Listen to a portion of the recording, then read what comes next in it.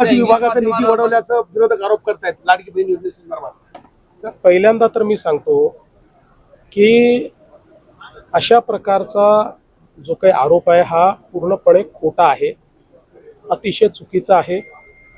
अर्थसंकल्पाची पद्धती ज्यांना समजत नाही अशी मंडळीच असा आरोप करू शकतात.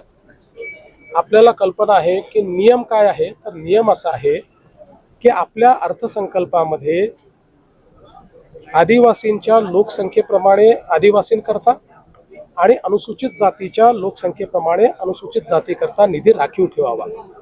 आणि हा निधी राखीव ठेवताना त्यातला जास्तीत जास्त निधी हा वैयक्तिक लाभाच्या योजनांकरता राखीव ठेवला पाहिजे आणि मग काही स्पेसिफिक इन्फ्रास्ट्रक्चर करता ठेवला पाहिजे.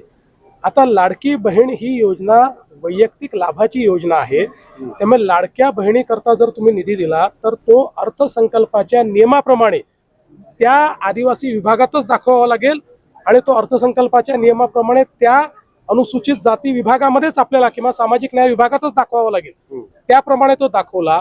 पण या संदर्भातला अजितदादांनी हाऊसमध्येच खुलासा केला की नुसतं इथे पैसा दाखवला त्याच पैशात दाखवला असं नाही आहे, तर जवळजवळ 2.25 पटीनं या विभागांचं बजेट वाढवलेलं आहे आणि त्या ठिकाणी तो दाखवलेला आहे. त्यामुळे ही अकाउंटिंगची पद्धत आहे. कुठलाही पैसा पळवलेला नाही, कुठलाही पैसा बळवलेला नाही. ज्यांना हे समजत नसेल त्यांनी माझ्याकडे यावं.